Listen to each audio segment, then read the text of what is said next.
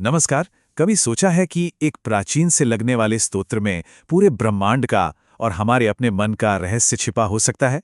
आज हम श्री सुक्तम के पीछे की उसी शानदार कहानी को परत दर परत खोलेंगे। देखिए, ये सिर्फ देवी की एक कहानी नहीं है, बिल्कुल नहीं। ये कहानी तो एक ऐसे गुप्त रहस्य से पर्दा उठाती है, एक ऐसा राज जो सीधे हम सबसे जुड़ा हुआ है। तो आखिर ये श्री सूक्तम है क्या? ये ऋग्वेद से लिया गया एक बहुत ही शक्तिशाली स्तोत्र है। कहते हैं कि इसका पाठ करने से समृद्धि और संपन्नता आती है। लेकिन इसकी असली शक्ति, इसकी असली ताकत, वो तो इसके बनने की कहानी में छिपी है। तो श्री सूक्तम की उत्पत्ति की कहानी हमें ले जाती है समुद्र मंथन की एक बहुत बड़ी गाथा तक। मतलब दिव्य और आसुरी शक्तियों के बीच एक जबरदस्त ब्रह्मांडीय संघर्ष की कहानी।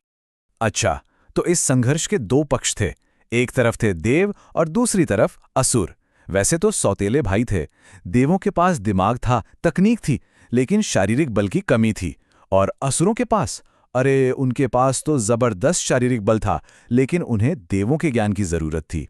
कितनी अजीब बात है ना कि अमरता का अमृत पाने के लिए इन दोनों कट्टर दुश्मनों को एक साथ मिलकर काम करना पड़ा। और इसी महाप्रयास को, इसी जबरदस्त कोशिश को कहा गया समुद्र मंथन।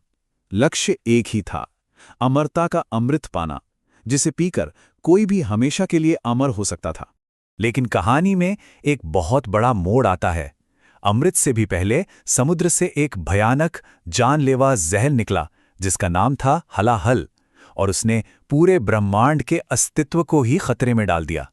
इस जहर की ताकत का अंदाजा लगाइए। इसके धुएं से ही सब बेहोश हो रहे थे और बस एक बूंद जमीन पर गिरी और हजारों मील की जमीन बंजर हो गई। मतलब हालात बहुत ही ज्यादा गंभीर हो चुके थे। जब लग रहा था कि अब सब कुछ खत्म हो जाएगा, तब देवों ने उस महान योगी से मदद मांगी, जो ये सब कुछ दूर से देख रहे थे। उन्होंने शिव से प्रार्थना की। और शिव ने जो किया वो सच में असाधारण था। उन्होंने पूरी सृष्टि को बचाने के लिए उस जहर का पूरा कटोरा पी लिया और उसे अपने गले में ही रोक लिया, जिससे उनका गला नीला पड़ गया। और इसीलिए उन्हें नीलकंठ भी कहा जाता है। सबसे बड़ी बात, उन्होंने ये सब बिना किसी स्वार्थ के किया। जहर के हटते ही समुद्र से मानो कोई जादुई पिटारा खुल गया हो। एक के बाद एक अद्भुत खजाने निकलने लगे।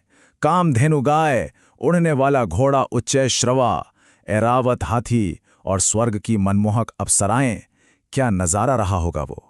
लेकिन इन सभी शानदार खजानों के बावजूद सबसे बड़ा खजाना, परम खजाना, अभी आना बाकी था। मंथन का असली पुरस्कार, स्वयं देवी का प्रकट होना। पर सोचने वाली बात है, इतने अद्भुत खजानों के बाद भी वो सबसे बड़ा खजाना आखिर क्या हो सकता था?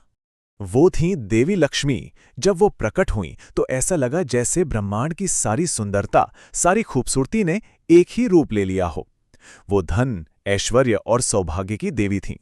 देवी ने देवों और असुरों दोनों को देखा, लेकिन उन्होंने अपने लिए भगवान विष्णु को चुना, जो उस सभा में एकमात्र शांत, स्थिर और दोषरहित थे। और उन्होंने विष्णु के गले में माला डालकर उन्हें अपना स्वामी मान लिया। और इसी दिव्य मिलन के पल में एक चमत्कार हुआ। ठीक उसी जगह से दो महान ऋषि प्रकट हुए, चिकलीत और करदम। और उन्होंने देवी की स्तुति में एक नए स्तोत्र का पहला श्लोक उच्चारित किया। यही था श्री सूक्तम, देवी का साक्षात ध्वनि रूप। ऋषियों को लगा कि कहानी यहीं खत्म हो गई, लेकिन नहीं, ये तो बस शुरुआत थी। अब हम इस कहानी के सबसे गहरे और सबसे व्यक्तिगत अर्थ को समझेंगे। जी हाँ, जब सब सोच रहे थे कि कहानी पूरी हो गई, तब शिव ने खुलासा किया कि असली कहानी तो अब शुरू होती है।